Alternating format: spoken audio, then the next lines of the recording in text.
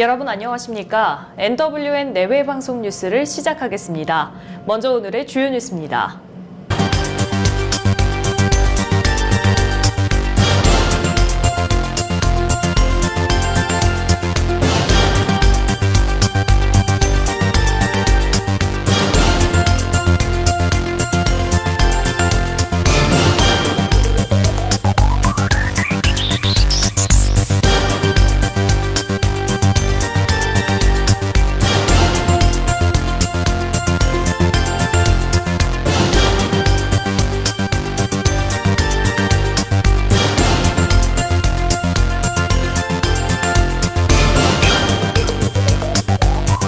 더불어민주당 이해찬 대표는 사법행정권 남용 의혹의 최종 책임자로 지목된 양승태 전 대법원장에 대해 재판 독립을 훼손한 반헌법적 행위는 처벌받아야 한다고 밝혔습니다.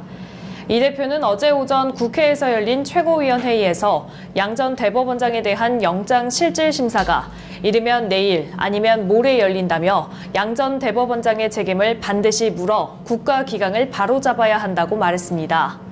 이어 양 전 대법원장은 대법관이던 2011년 용산 참사에 책임이 있는 수뇌부의 혐의에 면죄부를 준 사람이라며 조사위원회를 재구성하고 활동기한을 연장해서라도 용산 참사의 진실을 밝혀야 한다고 덧붙였습니다. 김관영 바른미래당 원내대표는 더불어민주당은 1월 임시국회 소집에 응하고 의사결정 협의에 임하라고 촉구했습니다. 김 원내대표는 오늘 최고위원회의에서 야4당이 소집한 임시국회에 민주당이 묵묵부답하면서 민의의 전당인 국회를 식물국회로 만들고 여당의 당리당략을 구현하는 장소로 만들고 있다면서 이같이 밝혔습니다. 또 목포 부동산 투기 의혹으로 탈당한 손혜원 의원과 관련해서는 민주당은 남은 가혹하게 평가하면서 자기 편은 한없이 온정주의적 모습이라고 비판했습니다. 경기도 포천시 영중면 미 8군 연평사격장 내 불무산에서 발생한 산불이 재발한 지 19시간 만에 불길이 잡혔습니다. 경기도 산림당국은 어제 오전 9시 40분쯤 연평사격장 내 불무산 산불의 불길을 잡고 잔불 정리 작업을 진행 중이라고 밝혔습니다. 지난 18일 오후 3시쯤 처음 발생한 산불은 19일 오전 1차 진화가 완료되지만 20일 오후 강풍이 불면서 다시 산불로 이어졌습니다. 산불이 사격장 밖 연중면 성동리와 영북면 야미리까지 내려오기도 했지만 다행히 주민 피해는 발생하지 않았습니다. 지난해 우리나라에서 매장이 아닌 화장으로 장례를 치르는 비율이 25년 전보다 4.4배 증가한 84.6%로 나타났습니다. 보건복지부에 따르면 지난해 화장 비율을 성별로 나누면 남성이 87.2%, 여성이 81.6%로 나타났고 연령별로는 20대가 97.7%로 가장 높았습니다. 시도별 화장률을 보면 부산이 93%로 가장 높았고 제주가 69.4%로 가장 낮았으며 기초단체에선 경북 울릉군이 98.6%로 나타나 전국에서 가장 높은 화장률을 보였습니다. 복지부는 국내 화장시설이 전국 59곳, 화장로는 350개지만 서울과 부산, 경기 등 일부 지역은 화장 수요에 비해 시설이 부족한 상태라고 설명했습니다. 회식 중 부하 여직원을 추행한 혐의로 재판에 넘겨진 지자체 직원에게 법원이 징역형을 선고했습니다. 의정부지법 형사 2단도 김경태 판사는 준강제추행 혐의로 기소된 경기도 양주시청 직원 A씨에게 징역 1년을 집행유예 2년을 선고하고 성폭력 치료 프로그램 40시간 수강을 명령했습니다. A씨는 지난 2017년 말과 지난해 초 회식 자리에서 부하 여직원 B씨의 신체를 만지는 등 추행한 혐의로 불구속 기소됐습니다. 재판부는 피고인이 부하 여직원과 내연관계라고 주장했지만 밀접한 관계로 보이지 않고 피해자의 진술이 명확하고 일관성이 있어 유죄로 판단했다고 밝혔습니다. 일본 방위성이 한일 간 레이더 갈등과 관련해 10개 언어로 한국 측의 대응을 반박하고 자국의 입장을 알리는 성명을 발표하는 방안에 대해 검토에 들어갔다고 어제 산케이신문이 보도했습니다.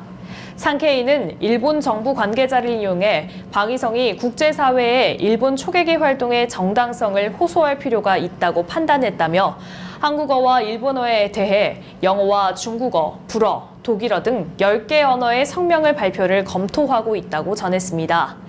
보도에 따르면 방위성은 이르면 이번 주 해상자위대 초계기에 기록된 전파 신호음을 한국 해군 구축함 레이더 조사의 증거로 공개하고 한국 측 대응에 반박하는 성명을 낼 방침입니다. 앞서 일본은 초계기 관련 영상을 3개 언어로 공개했고 우리 국방부는 일본의 부당한 처사를 알린다는 취지에서 8개 언어로 영상을 공개한 바 있습니다. 이돈통신사의 광고비와 무상 수리비를 떠넘기는 이른바 갑질을 한 혐의를 받고 있는 애플코리아에 대한 공정거래위원회 2차 심의위원회의에서 치열한 공방이 벌어졌습니다. 심사관 측은 광고기금은 통신사의 이윤을 착취하는 추가적인 수단에 불과하며 애플의 광고활동 관여 행위가 브랜딩 전략으로 정당화될 수 없다고 지적했습니다. 반면 애플 측은 애플이 이 통사에 비해 협상력이 높지 않고 광고기금을 조성하면 애플과 이 통사 모두에게 이익이 되기 때문에 애플의 광고활동 관여 행위는 정당하다고 주장했습니다. 애플코리아에 대한 3번째 심의위원회는 다음 달 20일 열릴 예정입니다. 네, 최근 아이돌 그룹 방탄소년단의 인기의 끝이 어디인지 정말 가늠하기 어려운데요. 방탄소년단의 2번째 영화 Love Yourself in 서울이 예매율 1위에 오르며 큰 관심을 받고 있습니다. 월드 투어 이야기를 담은 전편에 이어 이번엔 서울 콘서트의 실황을 담았는데요. 국내 티켓은 예매 시작 20분 만에 매진됐고 독일과 프랑스를 비롯해 예매가 시작된 해외에서도 매진 행렬이 이어지고 있습니다. 메이저리그에서 뛰는 에릭 테임즈의 한국 예능 프로그램 출연이 미국에서도 화제를 모았습니다. 메이저리그 공식 사이트인 MLB.com에서 운영하는 컷4는 21일 테임즈의 복면가왕 출연 소식을 전했습니다. 테임즈는 전날 MBC 예능 프로그램인 복면가왕에 힙합보이 가면을 쓰고 스티비 원더의 Isn't She Lovely를 열창했습니다. 아쉽게 1라운드에서 탈락한 테임즈는 10cm의 아메리카노를 부르면서 복면을 벗었습니다. KBO 리그 최고의 외국인 타자였던 테임즈의 깜짝 출연에 연예인 판정단은 자리에 일어나서 입을 다물지 못했습니다. 조성아 구리부시장은 1월 21일 구리시 장애인복지관에 방문했습니다. 이번 방문은 장애인의 삶의 질 향상과 따뜻한 지역사회 분위기 조성을 위해 복지 현장의 목소리를 듣고자 하는 조성아 구리부시장의 의지였는데요. 조성아 구리부시장은 누구도 소외되지 않는 복지 실천, 지역사회와 화합하며 상생하는 구리시 장애인복지관이 됐으면 한다는 당부의 말을 전하며 장애인복지관 이용자와 직원들에게 유난히 추운 이번 겨울이지만 마음만은 따뜻한 계절이 되길 바란다는 응원의 메시지를 남겼습니다. 네, 오늘 전국 대부분 지역 공기가 맑고 평년 수준 온도가 예상됩니다.